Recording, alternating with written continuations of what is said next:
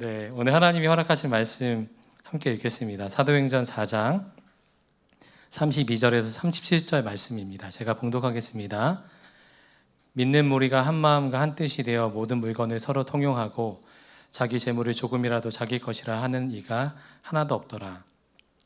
사도들이 큰 권능으로 주 예수의 부활을 증언하니 무리가 큰 은혜를 받아 그 중에 가난한 사람이 없으니 이는 밭과 집에 있는 자는 팔아 그 판 것의 값을 가져다가 사도들의 발 앞에 두매 그들이 각 사람의 필요를 따라 나누어 줌이라. 그부로에서 난 레위족 사람이 있으니 이름은 요셉이라. 사도들이 일컬어 바나바라 번역하면 위로의 아들이라 하니 그가 밭이 있음에 팔아 그 값을 가지고 사도들의 발 앞에 두니라. 아멘. 하나님의 말씀입니다. 얼마 전에 저희 아내가 신앙생활을 하지 않는 한 분과 교제하는 가운데 한 이야기를 들었다라고 저에게 전해주었습니다. 그 분의 지인이 공부도 정말 많이 하시고 또 세상적으로는 한마디로 잘 나가시는 분이셨는데 너무나 큰 어려움을 당하셨다라는 이야기를 들으시고 이제 그 분이 뭐 이런 이야기의 흐름상 세상에 뭐 공부 잘하는 것도 필요 없고 진짜 참 진리가 참 생명이 무엇인지가 중요하다. 뭐 이런 이야기의 흐름으로 가는 것이 아니라 그러면서 공부 잘하는 거 필요 없고 돈이 최고라고. 돈을 많이 벌어야 된다고. 그래서 이 돈을 많이 벌기로 결단을 했다. 막 이런 얘기를 하셨다라고 얘기를 하면서 그때 정말 복음을 전했어야 되는데 미처 그러지 못했다라고 하면서 후회하는 마음을 저에게 표현해 준 적이 있었습니다. 그 이야기를 들으면서 진짜 이 세상에 돈보다 좋은 것 없다라고 생각하는 사람이 참 많다라는 것을 새삼 느끼게 되었습니다. 여러분은 아니시죠? 그러니 뭐 금요일 저녁에 뭐 돈 버는 일에 안 나가시고 이곳에 하나님 은혜 받으러 이 자리에 나온 줄 믿습니다. 뭐 돈을 좋아하는 것이 뭐 비단 어른들의 일은 아니더라고요. 제가 세 아들이 있는데 몇 년 전에 아들들이 교회 학교에서 나눔 통장이라고 해서 이렇게 매일같이 이렇게 헌금하고 저금통을 이렇게 정말 어려운 이웃들 위해서 저금하는 일이 있었습니다. 저금통이 하나하나 채워지니까 아이들이 이제 기분이 좋잖아요. 그런데 막상 저금통을 교회에다가 내야 되는 시간이 다가올수록 아이들의 동공이 흔들리는 거예요. 한 아이가 저에게 말하기를 아빠 이거 정말 다 내야 되는 거야? 정말 거의 울먹이면서 얘기를 하더라고요. 그러면서 돈을 좋아하는 것은 아이에게도 동일하구나라는 생각을 했습니다. 우리가 예수님을 사랑한다라고 말하는데 진짜 우리가 예수님을 사랑한다라는 것을 점검할 때 이 세상 가운데 견주어 우리가 비교할 만한 것 가운데 하나가 내가 예수님을 사랑하는가, 돈을 사랑하는가, 부요함을 사랑하는가를 보면 잘 알 거라는 생각이 들 수 있습니다. 초대교회 강력한 성령의 역사가 일어났죠. 3,000명, 5,000명씩 회개하는 역사가 일어나기도 하고 병자가 고침받고 정말 모이기를 힘쓰고 먹는 것을 또 함께 나누고 정말 사랑과 기쁨의 교제가 충만한 교회가 초대교회에 세워진 것을 보게 됩니다. 그런데 초대교회의 가장 강력한 역사라고 할 수 있는 것 가운데 하나가 오늘 본문에 그려지고 있습니다. 32절 말씀인데요. 믿는 무리가 한 마음과 한 뜻이 되어 모든 물건을 서로 통용하고 자기 재물을 조금이라도 자기 것이라 하는 이가 하나도 없더라. 아멘. 32절 말씀에 보니까 교인들이 자기 재산을 다 내어놓았다라고 하는 것입니다. 도대체 무엇이 그렇게 교인들에게 내가 가진 것을 그것도 어느 정도가 아니라 전부 다 공동체를 위해서 하나님을 위해서 내어드릴 수 있는가? 당시에 뭐 요즘처럼 돈이 소중하게 여기지 않을 때였나? 그렇지 않지요. 그때나 지금이나 돈은 굉장히 소중한 어떤 필요가 있었던 것이죠. 그리고 초대교회 사람들이 돈을 주어도 뭐 그냥 아무런 걱정 없이 살 수 있는 부유한 사람들 아니었습니다. 그때 당시에 초대교회에 모였던 사람들은 세상에서는 연약하고 가난하고 또 또 부족한 사람들이 모였던 것이 초대교회 공동체였죠. 그러니까 지금 내가 내어 드리는 것을 통해서 내가 당장 먹고 사는 것이 걱정이 될 수 있는 상황에 있는 성도들이 초대교회 성도들이었습니다. 그런데 그들은 내가 가진 것을 내어 드린다 할지라도 내가 먹고 입고 사는 것에 조금도 염려함이 없다라는 믿음이 그들에게 있었다라는 것입니다. 다 퍼주어도 부족함이 없는 그런 은혜가 그들에게 있었던 것이죠. 어떻게 그런 역사가 일어났나? 32절에 보니까 자기 재물을 조금이라도 자기 것이라 하는 이가 하나도 없더라. 그러니까 내가 가진 재물을 내 것이라고 여기는 사람이 하나도 없다라는 거예요. 혹시 여러분들 주변에서 그런 사람들 보셨나요? 저희 선화목자교회에서 제자훈련 이렇게 교제 예화 가운데 하나가 제자훈련 받다가 지갑을 꺼내 놓으시라 라는 이런 예화를 가끔 하실 때가 있으셨어요. 유기성 목사님. 그러면 눈빛이 흔들린다는 거예요. 이 지갑에 내어놓으면 이 지갑을 빼앗으면 어떻게 하나. 그리고 그뿐 아니라 집 문서는 누구 것이죠? 이런 질문을 하면 당황하게 되는 거잖아요. 우리가 하나님께 감사하고 예배하고 또 하나님 위해 헌신할 수 있게 되겠지만 내가 가진 것은 여전히 내 것이다 라는 그런 생각이 우리 가운데 있는데 자기 재물을 조금이라도 자기 것이라 하는 이가 없었다라는 이 고백은 초대교회에 얼마나 큰 역사가 있었나라는 것을 보는 증거가 될 수 있었습니다. 그런데 더 놀라운 것은 한 사람도 예외가 없었다라는 거예요. 여기 강남 선화목자교회에 금요 성령 집회에 오신 분들이 있는데 이 중에 한 분이 그런 분이 오셨다. 놀라운 일인 거잖아요. 내가 가진 것 내 것이 아닙니다. 하나님이 원하시면 내가 다 드리고 어떤 기쁨이 되는 일이 있으면 내 마음껏 하나님께 다 드립니다. 이런 고백을 하고 실제로 그렇게 주님께 드리고 그런 분이 있다면 야, 저분은 정말 놀라운 믿음을 가졌다라고 그렇게 놀라울 수 있는 일인데 그런 것이 아니라 여기 계신 모든 분들이 다 그런 고백을 가졌다라는 거예요. 그러니까 저같이 외부에서 오는 분이 오면 놀라는 거죠. 여기 이상한 집단 아니야? 아니 여기 오면 무슨 집 문서 땅 문서 다 내려놓아야 되는 거 아니야? 이런 당황함이 있을 수 있는 거죠. 그런데 억지로 되는 것 아니라 심령 안에서부터 기쁨과 감사가 충만해서 그런 역사가 있었다라는 것을 이 초대교회의 당시 일어난 일을 오늘 사도행전 말씀에서 일어나고 있는 것입니다. 예수님 믿으면 이런 일이 일어난다라고 성경은 증언하고 있는 것입니다. 성경 속에서 역사 속에서만 일어나는 일이 아니라 오늘 이 말씀이 우리의 믿음의 기준이 되는 그런 은혜가 있게 되기를 축복합니다. 초대교회에 은혜 받았으니까 당시에 성령의 강한 역사가 있었으니까 이런 일이 있었지가 아니라 진짜 내 안에 예수 그리스도의 은혜가 충만해서 내가 가진 것, 내가 소유한 것, 나의 건강, 나의 물질, 나의 미래까지도 전부 하나님 것이다 라는 믿음을 드릴 뿐 아니라 실제로 그런 순종과 결단과 믿음의 열매가 맺어지는 그런 은혜가 우리 모든 강남 선화목자교회 성도님들과 그 가정 가운데 있게 되기를 축복합니다. 예수님 안에 있는 그 기쁨이 있는 사람은 그런 은혜가 있는 것이죠. 예수님은 우리에게 그 기쁨을 주시기 위해서 오셨잖아요. 요한복음 15장 9절에서 11절 말씀에 아버지께서 나를 사랑하신 것과 같이 나도 너희를 사랑하셨으니 나의 사랑 안에 거하라. 내가 아버지의 계명을 지켜 그의 사랑 안에 거하는 것 같이 너희도 내 계명을 지키면 내 사랑 안에 거하리라. 내가 이것을 너희에게 이름은 내 기쁨이 너희 안에 있어 너희 기쁨을 충만하게 하려 함이라. 예수님이 주신 기쁨과 은혜가 충만하면 내가 그 어떤 것으로도 기쁨을 얻는 것 아니라 오직 예수님, 오직 나와 함께 하신 그 주님이 내 안에 진정한 기쁨과 소망의 이유가 된다라는 고백으로 주께 나아갈 수 있는 것입니다. 사랑하는 성도 여러분, 오늘 하루 살아갈 때에 여러분의 미소 짓게 하는 일은 혹시 무엇이었나요? 자녀들이 좋은 성적표를 가지고 시험 성적표를 가지고 그것이 우리에게 기쁨이 될 수 있겠죠. 아니면 생각지도 않은 회사에서 보너스가 나온다든지 아니면 오랫동안 뭐 기도했던 어떤 주택이 당첨이 되고 뭐 이런 여러 가지 일들이 우리에게 기쁨이 될 수도 있겠죠.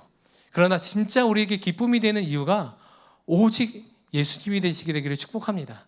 얼마 전에 감리교회 연예 목회자들이 목사님들이 체육 대회를 했어요. 제가 뭐 그 주간에 설교 일정도 너무나 많고 해서 말로 표현하진 않았지만 마음으로 불평을 하면서 이렇게 바쁜데 내가 이 체육 대회에 참여하는 게 맞나? 그런데 어쩔 수 없죠. 이렇게 뭐 다 참여해야 되는 분위기니까 이렇게 의무적으로 참여를 했어요. 그런데 제게 그 너무 더운 땡빛에 그 마음도 불편하고 뭐 몸도 불편하고 그런 가운데 저를 미소 짓게 하는 일이 한 가지가 있었습니다. 운동장 옆을 지나가는데 제 눈을 의심했어요. 5만 원짜리 한 장이 제 눈앞에 떨어져 있는 거예요. 저는 5만 원짜리 주워본 적은 그날 처음이었습니다. 뭐 10,000원짜리 정도까지 주워본 적이 있는데 5만 원이 제 눈앞에 있는데 이게 믿기지 않는 거예요. 마치 밭의 감수인 보화를 발견한 농부처럼 이게 뭐지? 이 주변에 다른 사람이 이게 먼저 줬을까 봐 제가 정말 빛과 같이 몸을 움직여가지고 딱 옮겨졌어요. 제 안에 얼마나 큰 기쁨이 임했는지 몰라요. 이게 웬 행제지? 이런 마음이 들면서 그렇게 기쁨을 막 그렇게 하고 있는데 순간 주님이 제 안에 이렇게 질책하는 마음을 주는 거예요. 너는 오늘 하루 종일 체육대회 한다, 뭐 시간이 바쁘다, 일정이 바쁘다 이런 걸로 그렇게 마음으로 불평한다니 이 5만 원짜리 한 장 때문에 이렇게 기뻐하는 게 맞냐? 라는 질문을 저에게 하시는 것 같더라고요. 그러면서 주님, 제가 정말 여전히 이 보이는 것에 반응하는 연약한 믿음을 가졌습니다. 지금 저를 용서해 주세요. 라고 하고서 이 돈을 그래도 뭐 버릴 수는 없잖아요.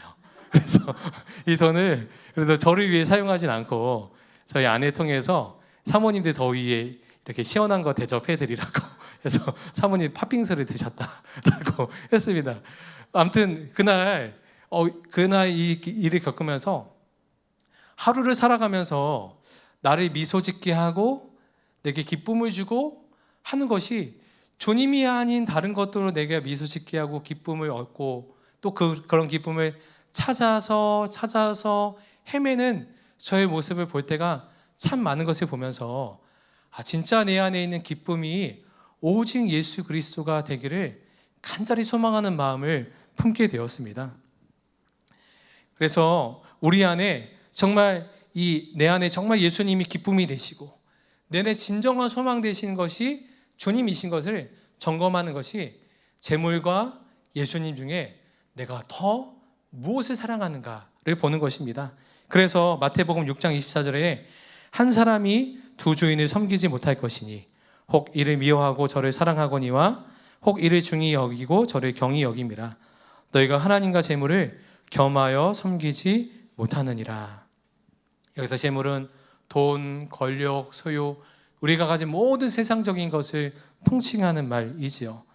그래서 성경에는 성경 기록에서 돈에 대한 구절이 믿음에 대한 기록보다 믿음과 기도에 대한 구절을 합친 것보다 2배나 많다라는 그런 분석이 있습니다. 총 2359절 정도가 돈과 연관에 대한 성경 구절이 기록되어 있다는 거예요. 그만큼 우리가 예수님을 사랑하는 데 있어서 가장 걸리는 것이 물질을 사랑하는 것, 세상을 사랑하는 것이 될 수 있다는 것입니다. 얼마나 돈에 붙잡혀 살고 그것 때문에 주님을 사랑하고 주님 곁으로 나아가는 것이 그렇게 우리를 방해하는지를 볼 수 있다는 것이죠. 진짜 예수님을 만나 큰 기쁨을 누린 사람이라면 우리가 내가 가진 것, 주님께 드리는 것이 전혀 아깝지 않고 기쁨이 될 수 있다는 것이죠. 그 대표적인 사람이 삭개오잖아요. 삭개오는 예수님을 만나고 자신의 재산의 절반을 그렇게 다 나누었습니다. 삭개오가 누가복음 19장 8절에 삭개오가 서서 주께 여짜오되 주여 보시옵소서 내 소유의 절반을 가난한 자들에게 주겠사오며 만일 누구의 것을 속여 빼앗은 일이 있으면 내 갑절이나 갚겠나이다 라고 그는 예수님을 만나는 그 순간 그렇게 고백한 거예요. 예수님을 만나고 10년, 20년, 30년 시간이 필요한 것 아닙니다. 우리가 집사, 권사, 장로 이런 직분이 필요한 것도 아닙니다. 진짜 예수 그리스도가 내 안에 기쁨이 되는 사람이라면 예수님을 만나는 그 순간, 그 즉시로 내가 가진 모든 것을 주께로 드릴 수 있는 그런 마음의 자원함과 소망이 생기게 된다라고 오늘 성경은 삭개오의 그 증인을 통해서 우리에게 말씀하고 있습니다. 그 반대로 부자 청년은 그는 성경에 능통하고 아주 율법에도 아주 능통한 사람이었지만 그가 정말 예수님을 인격적으로 경험하지 못하니 하나님께 드리는 것이 그에게 근심이 된 것이죠. 마태복음 19장 22절에 그 청년이 재물이 많음으로 이 말씀을 듣고 근심하여 가니라. 아직도 제가 무엇이 부족한가요? 라고 묻는 질문에 예수님께서 너가 온전하고자 할진대 가서 내 소유를 팔아 가난한 자들을 주라 라고 말했을 때 그에게는 이것이 기쁨이 아니었습니다. 예수님이 그에게 하나님의 일을 맡겨 주시고 주의 명령을 행하라 말씀하신 것이 기쁨이고 감사고 또 하나님의 영광이 어떠한지에 대한 기대가 품어지는 것이 아니라 오히려 근심하여 돌아갔다라고 한 것입니다.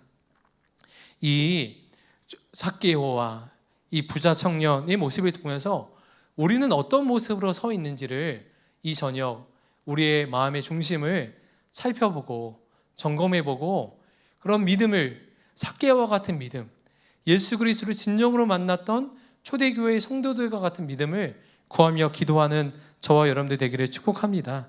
이렇게 이런 믿음이 소유한 사람이면 관계 설정이 올바로 되는 것입니다. 오늘 반복되어 표현되는 성경이 있는데 사도들의 발 앞에라는 표현입니다. 오늘 35절 말씀에 사도들의 발 앞에 두매, 또 37절에 그 값을 가지고 사도들의 발 앞에 두니라. 34절에는 초대교회 성도들이 밭가집을 팔아서 그 재물을 사도들의 발 앞에 두었다라는 거고 37절에는 바나바라는 사람이 그 밭을 팔아서 사도들의 발 앞에 그 판값을 두었다라는 것입니다. 여러분 우리가 소중한 것을 어떻게 보관하고 어디에 두죠? 발밑에 소중한 것을 두지는 않죠. 어디 소중한 것이라면 은밀하게 감추어 두고 또 어디 귀한 높은 곳에 숨겨두기도 하고 이것이 귀하고 값진 것을 우리가 대하는 자세입니다. 그런데 이 사도들, 초대교회 성도들 바나바는 이 밭의 판값을 아주 귀중하게 여기고서 간직한 것이 아니라 사도들의 발 앞에 던져 두었다. 이 표현 자체가 초대교회 성도들이 물질을 어떻게 여겼는지를 볼 수 있는 대목인 것이지요. 물질과 나와의 관계를 어떻게 설정했는지를 볼 수 있는 아주 중요한 대목이 있습니다. 어느 목사님이 이 부분을 설교하실 때 믿음에 대해서 이렇게 설명하신 것을 제가 들은 적이 있습니다. 믿음은 위치 설정을 잘 하는 것이 진정한 믿음입니다. 라는 설교를 들은 적이 있었습니다. 그 관계 설정이 무엇인가요? 나와 하나님과의 관계 설정, 또 나와 성도의 관계 설정, 또 나와 물질의 관계 설정을 잘하는 것이 진정한 믿음이다라는 것입니다. 여러분들 하나님은 우리에게 어떤 위치 설정을 해야 될까요? 당연히 우리 머리 위에 있으셔야 되는 분이 하나님이시죠. 그런데 우리가 가끔은 하나님을 우리 종처럼 여길 때가 있어요. 하나님, 내가 필요한 것 구하고 내가 원하는 것을 이루어주는 하나님처럼 하나님을 대할 때가 있습니다. 사람을 대할 때는 어떻게 하죠? 어떤 분은 사람이 묶여 사는 분이 있습니다. 그 사람의 종로로 사는 분이죠. 저 사람 말에 매여서 저 사람 영향력에 사로잡혀서 벗어나지 못하고 살아가는 분이 있어요. 또 어떤 사람은 사람을 종처럼 부리는 분이 있습니다. 저 사람은 명령하고 지시하고 하면서 사람을 종처럼 부리는 분이 있습니다. 또 어떤 사람은 돈의 관계 설정을 하는 데 있어서 돈을 정말 어떤 머리 위에 두고서 가장 중요하고 가장 소중한 것처럼 돈을 여기며 살아가는 이가 있는가 하면 가슴에 품고서 이것이 내게 사라지지 않을까 전전긍긍하면서 살아가는 분이 있습니다. 그러나 이 물질은 하나님이 내게 허락하신 것이니 있기도 하고 없기도 하고 오직 하나님의 주권 아래 있음을 고백하면서 사도들처럼 바나바처럼 발밑에 던져두며 사는 사람이 있는 것입니다. 진정한 믿음은 하나님은 머리 위에, 사람은 나와 같은 선상에서 서로를 사랑하는 믿음의 동역자로 바라보는, 또 물질은 내 발 아래 두어서 물질에 매여 있는 사람이 아니라 하나님이 내게 허락하신 것을 마음껏 하나님 위해서 던져드리고 흘려보내는 죄의 통로로 그 관계 설정을 하는 것, 이것이 진정한 믿음을 가진 사람이다 라는 말씀을 그 목사님이 하시더라고요. 우리가 이런 관계 설정을 하는 것이 진정한 믿음인 것입니다. 하나님과의 관계 설정, 사랑과의 관계 설정, 그리고 또 물질과의 관계 설정을 바로 하는 그런 역사가 우리 여기 계신 모든 성도님들 가운데 있게 되기를 축복합니다. 어떻게 초대교회 성도들은 그 일이 가능했을까요? 그들에게 은혜가 충만했기 때문입니다. 누가 시켜서 된 것 아닙니다. 어떤 훈련을 받아서 된 것도 아닙니다. 어떤 프로그램에 의해서 된 것도 아닙니다. 오늘 33절 말씀에 보니까 사도들이 큰 권능으로 주 예수의 부활을 증언하니 우리가 큰 은혜를 받아. 사도들이 큰 권능으로 예수 그리스도의 이름을 증언하니 그 말씀을 들은 모든 이들이 큰 은혜를 받으니 내가 가진 것 다 주님의 것이고 내게 기쁨은 오직 예수 그리스도 한 분입니다. 이런 믿음으로 나아갈 수 있었던 것이죠. 그 은혜가 충만하면 우리에게 그런 고백이 될 줄 믿습니다. 제가 교구 사역할 때 한 번은 한 속장님이 저에게 찾아오셨어요. 그 속장님이 저에게 조용히 찾아오셔서 제 앞에 봉투 하나를 꺼내 놓으셨습니다. 봉투 하나를 꺼내 놓으시면서 이 봉투를, 돈이 담긴 봉투인데 그 봉투를 그 속장님의 속원에게 전달해 달라는 이야기를 해주셨어요. 그러면서 한 가지 당부를 저에게 하기를, 절대 그분에게는 이 봉투를 누가 주었다라는 이야기를 하지 말아달라는 이야기를 하시더라고요. 그러니까 그 속원이 너무나 어렵고 힘든 상황에 있다는 것을 매일 속회 모임을 하면서 이야기를 들으시면서 같이 기도하고 같이 또 그분의 형편이 또 열려지기를 또 중보하고 했는데, 주님이 그 속장님이 기도하는 가운데 마음을 주신 거예요. 하기만 하지 말고 너가 너의 가진 것 중에 일부를 흘려보내라.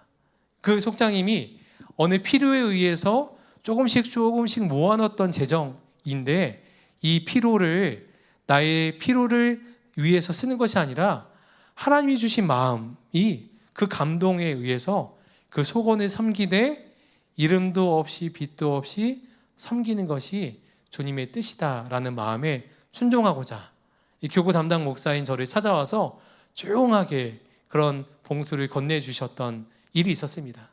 저는 그 모습을 보면서 진짜 성령에 감동되어 주의 은혜가 충만한 사람은 하나님 앞에 진실되게 쓰임받을 수 있구나라는 생각을 하였습니다.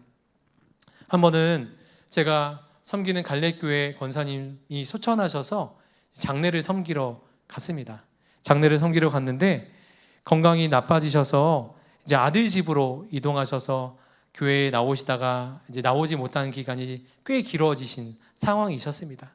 갔더니 이제 조문을 하고 예배를 드리고 그 권사님의 아드님과 이제 앉아서 대화를 나누는 시간이 있었는데 그 권사님의 아들 성도님이 저에게 봉투 하나를 꺼내 주시는 거예요. 근데 그 봉투가 어떤 이유가 담겼는지를 설명해 주시는데, 어머님이 매주일 온라인 예배를 드리시면서 매주일 예배 드릴 때마다 11조, 감사헌금, 성교헌금 이것을 한 번도 빠짐없이 예배 때마다 작은 예물이라도 드렸다라는 거예요. 이렇게 봉투를 드린 것인데 그 봉투를 모두 합친 것을 이제 목사님께 드려서 이것이 어머니가 하나님께 드리는 마지막 헌금입니다 라고 저에게 건네주시는 일이 있었습니다. 저는 그 모습을 보면서 이 권사님의 아드님이 참 복되다. 왜냐하면 그런 믿음의 어머니를 만나서 어머님의 이런 마지막 모습을 볼 수 있는 것이 얼마나 큰 은혜이고 그의 평생의 삶의 기준점이 될까라는 생각을 하면서 그 어머님의 그 아들 성도님이 참 복되다라는 생각을 하였습니다. 그 권사님 연로하셔서 교회도 올 수 없는 상황이었지만 그럼에도 불구하고 마음에 은혜가 있으니 하나님께 헌금하고 하나님께 드리는 것이 조금도 아깝지 않고 기쁨이고 감사인 것이 그렇게 매번 예배 드릴 때마다 있었다라는 것을 보게 되었습니다. 저희 갈래교회에서는 어려운 형편에 있는 성도님들을 매달 작은 금액씩 이렇게 구제금을 흘려보내는 재정이 있습니다. 매월 이렇게 작은 금액을 이렇게 드리는 주간이 되면 이런 어려운 형편 가운데 있는 분들이 사무실을 찾아오세요. 근데 그 중에 한 성도님이 꼭 오실 때마다 김밥을 싸서 오시는 거예요. 그러니까 저희가 드리는 재정이 많지 않으세요. 근데 뭐 김밥을 사시는 재정 또한 만만치 않으시잖아요. 뭐 요즘에 뭐 재료들이 만만치 않으시죠. 전 그때마다 이거 얼마 드리지도 않는 재정인데 이거 섬기시느냐고 이거 다 빼면 실제로 이분에게 얼마나 도움이 될까. 그래서 한 번은 그분이 드시는 그 김밥을 먹으면서 한 번은 그분 이렇게 기도를 섬기는 일이 있어서 그 이야기를 나누는데 그 성도님이 이렇게라도 하나님께 감사의 고백을 하지 않으면 내 마음이 어떻게 할 수가 없다라는 얘기를 하시는 거예요. 내가 하나님께 받은 은혜도 감사하고 하나님이 내게 거저주신 은혜로 인해서도 너무나 감사한데 나의 그 어떤 가난함과 또 궁핍함을 교회가 그냥 보지 않으시고 이런 작은 재정을 귀한 재정을 흘려보내는 것이 너무나 감사해서 이렇게라도 하나님께 표현하지 않으면 내가 견딜 수가 없어 섬기는 겁니다 라고 그 성도님이 고백하시는 모습 보면서 진짜 은혜가 있는 사람은 다르구나 라는 생각을 했습니다. 은혜가 있는 사람은 건강하고 건강하지 않고 상관없이 돈이 있고 돈이 적고 상관없이 하나님이 주신 말씀과 마음에 그저 믿음으로 반응할 수 있는 그런 역사가 은혜가 있는 자들에게 있는 것입니다. 사랑하는 성도 여러분, 우리에게 주님도 지금 말씀하고 계십니다. 하나님께서 교회를 세우고 또 어렵고 가난한 이들, 또 궁핍한 이들, 또 주의 선교의 현장 가운데 하나님이 하시는 일을 보게 하시고 듣게 하시고 또 목사님 말씀을 통해서 기도하는 가운데 또 홀로 묵상하는 가운데 성령께서 수없이 우리에게 말씀하고 계시고 또 우리에게 그런 은혜의 자리를 허락해 주십니다. 여러분들 그 은혜의 자리에 얼마나 반응하고 계신가요? 내가 요즘 어렵고 힘들고 또 내 상황과 환경이 이러한데 내가 나의 형편부터 챙겨야지. 은혜가 있으면 반응이 다른 거예요. 하나님, 내게 이럴 수 있는 기회를 주시고 섬길 수 있는 은혜를 주시고 또 내가 무엇인데 하나님의 이 역사의 현장 가운데 나를 불러주신 것 주님 감사합니다. 내가 주님께 드릴 수 있는 것이 이것밖에 안 되지만 이것만이라도 주님 받으시면 주님 제가 기쁨으로 주님께 드리겠습니다. 그 은혜의 마음으로 주님께 나아가게 될 줄 믿습니다. 그런 은혜의 고백이 여기 계신 모든 성도님들과 그 가정 가운데 충만하시게 되기를 축복합니다. 이 믿음이 우리에게 있다면 너무나 감사한 일이지만 이 초대교회 당시에 있었던 이 믿음을 우리의 믿음의 기준점으로 삼으시는 여러분들 되시게 되기를 축복합니다. 이 초대교회 성도들 믿음을 단지 동경하는 것이 아니라 하나님, 나도 내가 가진 모든 것 주님께 드리고 하나님 마음껏 나를 사용하여 주시옵소서. 온전한 통로가 되게 하여 주시옵소서. 이것이 내 안에 아주 가장 중요한 기도 제목이 되는 그런 역사가 되시게 되기를 축복합니다. 한 번은 제가 젊은 집사님 가정을 신방하는데 기도 제목을 들으니까 그분이 19조를 드리는 것이 기도 제목이라는 거예요. 19조가 뭘까요? 11조는 10분의 1을 드리는 것이 11조잖아요. 근데 19조는 10분의 9를 드리는 것이 이 19조죠. 여기 강남 선화목자교회 성도님들 19조를 들을 수 있게 되길 축복합니다. 19조를 들으면서 저는 처음에 드는 생각은 야, 이 분이 참 그 믿음의 분량이 크시다. 처음에 이야기로는 10분의 1만 가져도 내가 충분히 살 만큼 충분한 어떤 수입이 있다라는 것으로 이해를 했어요. 그러니까 내가 10분의 1만 갖고 10분의 9만 들여도 내가 충분히 생활하고 아이들 교육하고 해도 충분할 만큼 아주 큰 소득을 원하시는구나. 그릇이 아주 크시네. 라는 생각을 처음에는 했습니다. 근데 곰곰이 생각해 보니까 그 믿음을 훨씬 뛰어넘는 믿음이시더라고요. 우리가 보통 돈을 많이 벌면 어떤 마음이 생기죠? 더 좋은 것을 사고 싶은 마음이 드는 것이 인지상정이잖아요. 내가 적은 수입을 가지면 그만큼 씀씀이가 있는 것이고 수입이 늘어나면 그만큼 씀씀이가 더 늘어나게 되는 것이 우리들의 마음인데 그분의 고백을 곰곰이 묵상하고 그분에 대해서 기도할수록 드는 생각 가운데 하나가 이분이 내가 많은 것을 소유한다 할지라도 내가 이 소유만큼 소비하고 또 내가 지출하고 내가 누리는 것을 기쁨으로 여기는 것이 아니라 내가 어느 정도까지 하나님이 허락하신 것을 누리지만 나머지 모두는 하나님 나라 위해서 다 드리겠습니다. 나는 이 믿음의 고백으로 받게 되더라고요. 그러면서 그분을 정말 축복하며 기도해 드렸습니다. 생각날 때마다 이 가정이 하나님 채워주시는 만큼 더 많이 하나님 영광 위해서 쓰임받는 가정이 되기를 하나님 축복해 주십시오 라고 진정한 마음으로 기도했습니다. 그리고 저에게도 이 고백이 저희 믿음의 고백으로 붙잡혀졌어요. 얼마 전에 교회에서 목회자 제자 훈련을 하는데 그 저녁 시간에 이 질의응답하는 시간이 있었습니다. 목사님들, 부목사님들 몇 분이 질의응답을 하는데 저에게 처음에 주어진 질문 가운데 하나가 이런 질문이었어요. 목회자도 주식 투자를 해도 되나요? 라는 질문이었습니다. 제가 이제 학부 때 그 경영학을 전공을 했거든요. 그러니까 이런 질문을 저에게 배정을 해 주신 것 같아요. 일부러.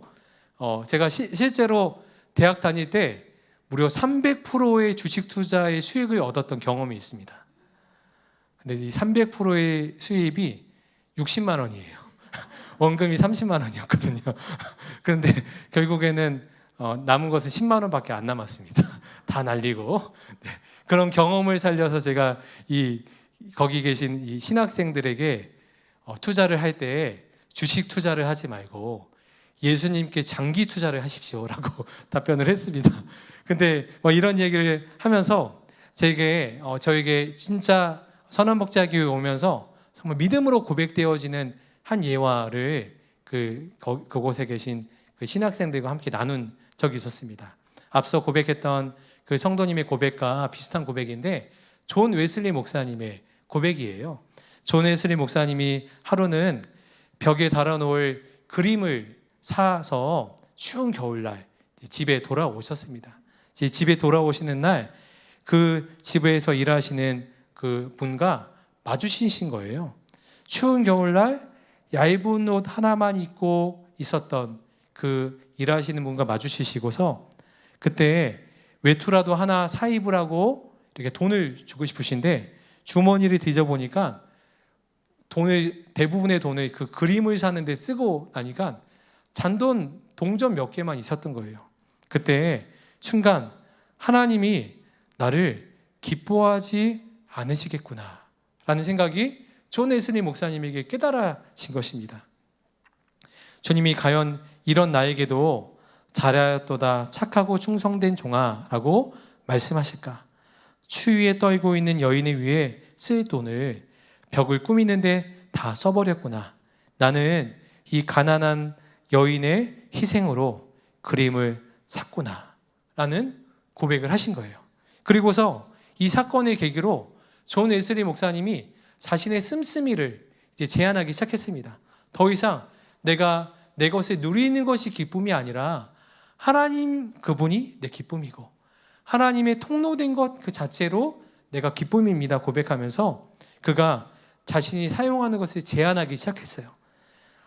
1731년에 1년의 소득이 30파운드일 때 그가 생활비로 28파운드를 쓰고 2파운드는 다른 사람들을 위해서 흘려보냈습니다.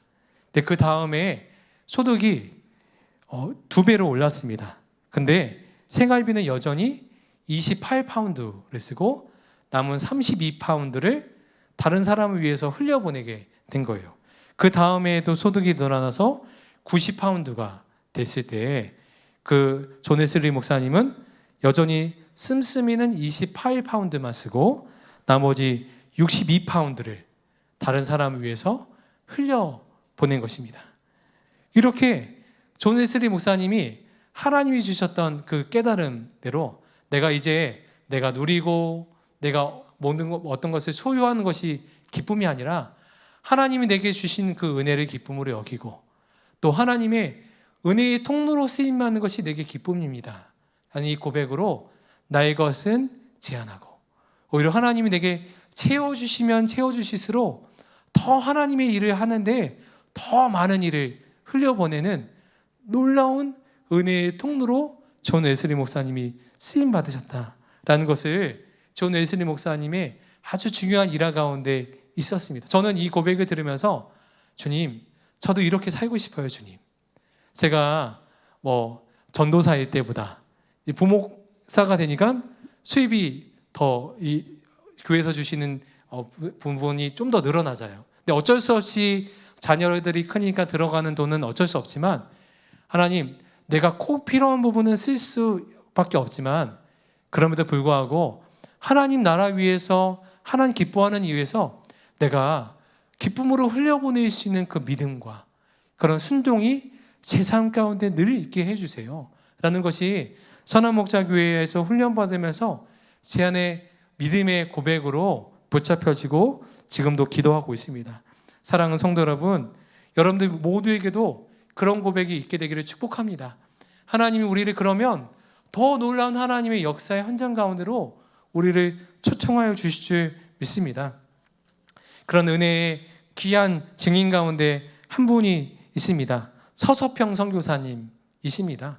서서평 선교사님의 일화를 여러분들 아마 다 들어보셨을 거예요. 서서평 선교사님은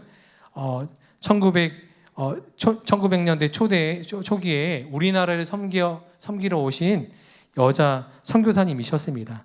간호 선교사로 조선의 발을 딛고 오신 서서평 선교사님, 이분이 말을 타고서 전라도 일대를 이렇게 돌면서 순회 전도 사역을 그렇게 오랫동안 하셨던 분 가운데 한 분입니다. 한 번은 이런 글을 남기셨어요. 이번에 만난 여성 500명 중 이름이 있는 사람은 10명 뿐입니다. 1921년 조선 여성들은 큰 년이 작은 년이 개똥 어머머로 불립니다. 이들에게 이름을 지어주고 그를 가르쳐주는 것이 저희 가장 큰 기쁨입니다. 조선의 상황이 그 당시 그랬던 것이죠. 전염병이 퍼지고 병자가 넘치고 눈을 뗄 수 없는 이런 분들인데 여인의 그 가냘픈 모습으로 오셔서 서서평이라는 한국 이름을 가지시고 한복을 입고 된장국을 먹으면서 헐벗은 사람들 속으로 들어가셔서 여인들, 고아들, 과부들을 그렇게 사랑으로 섬기시는 일을 했었습니다. 그분이 데려다 키운 아이가 14명이었고 또 오갈 데 없는 여인들, 집에서 쫓겨나고 버림받은 여인들 38명 정도를 거두어서 보살피는 사역을 감당하고 그가 또 세운 학교가 나중에는 이런 간호대학이 돼서 좋은 사역을 감당하는 학교가 되었습니다. 근데 그 선교사님이 22년의 선교사의 삶을 마치고서 세상을 떠날 때 남긴 유품이 우리에게 아주 잘 알려졌습니다. 강냉이 가루 2훅, 또 현금 7전, 그리고 반쪽짜리 담요. 이게 서사평 선교사님이 남긴 전부였어요. 조선 땅에 오셔서 22년간 사역하시면서 그는 모든 이들에게 자신의 가진 것을 다 내어드리는 것을 기쁨으로 여겼던 삶을 사셨던 것입니다. 그것이 진정한 예수 그리스도가 기쁨이 되는 사람의 고백이었고 삶이었던 것입니다. 그래서 그가 숨졌을 때 그의 장례 행렬을 뒤따르던 천여 명이 통곡하면서 한 목소리로 이렇게 외쳤다고 합니다. 어머니, 어머니. 그러니까 수많은 사람들의 진정한 어머니로 그가 주님께 귀하게 쓰임받았던 거예요. 침대 맡에 이런 성김이 글귀가 적혀 있었다고 알려져 있죠. Not success but serve. 성공이 아니라 섬김이다. 예수님의 진정한 사랑과 은혜가 있으면 이 세상에서 내가 무엇을 누리고 무엇을 얻을까를 위해서 사는 것이 아니라 내게 주신 은혜를 어떻게 나눌까? 어떻게 하나님이 나를 통하여 역사하실까? 오직 그 마음과 그 기쁨만을 찾아서 살아가는 그 은혜를 서서평 선교사님이 누렸던 것입니다. 그래서 고린도후서 5장 15절에도 그가 모든 사람을 대신하여 죽으심은 살아있는 자들로 하여금 다시는 그들 자신을 위하여 살지 않고 오직 그들을 대신하여 죽었다가 다시 살아나신 이를 위하여 살게 하려 함이라. 이 고백으로 우리가 오직 하나님의 영광 위하여서 하나님의 기쁨 위하여서 사는 삶을 살게 될 줄 믿습니다. 이런 은혜를 여러분들 모두가 누리시게 되기를 축복합니다. 그러면 우리는 이 세상 가운데 때로는 아무도 우리를 알아주지 못할 수 있어요. 세상에서 알아주는 사람은 누구인가요? 세상에서 돈이 많고 성공하고 또 많은 것을 소유한 사람은 이 세상에서 유명한 사람입니다. 그러나 우리는 이 세상에서 유명해지기 위해서 사는 사람들이 아니라 오직 하나님 나라의 유명한 사람이 되기 위해서 삶을 사시는 여러분들 되기를 축복합니다. 하늘에서 야, 저 사람 봐. 저 김집사 봐. 저 김집사 오늘도 저렇게 하나님 나라 위해서 헌신하고 순종하고 가진 것 다 드리는 삶. 이 세상에서는 어리석다, 바보라, 멍청하다, 손가락질 당하지만 하늘에서는 그 사람의 믿음을 보고 기뻐하고 주목하고 하나님을 미소짓게 하는 하나님 나라의 유명한 사람이 되어서 주님 앞에 섰을 때 잘하였다 내 종아 칭찬 듣는 그런 기쁨이 넘치는 저와 여러분들 모두가 되시게 되기를 축복합니다. 그런 강남 선화 목자 교회가 되셔서 이 시대에 정말 하나님의 귀한 사명을 감당해서 다음 세대를 세워내고 하나님의 영광과 은혜를 이 강남 지역뿐 아니라 이 땅 전역을 또 열방으로 나아가서 하나님의 놀라운 사명을 감당하는 수많은 믿음과 순종의 증인들이 이 교회를 통해서 불과 같이 일어나게 되기를 축복합니다. 이 시간 이 마음으로 우리가 우리 찬송 부르고 기도하기를 원합니다. 우리 나 무엇과도 주님을 이 찬송을 우리 믿음의 고백으로 올려드리고 기도하도록 하겠습니다.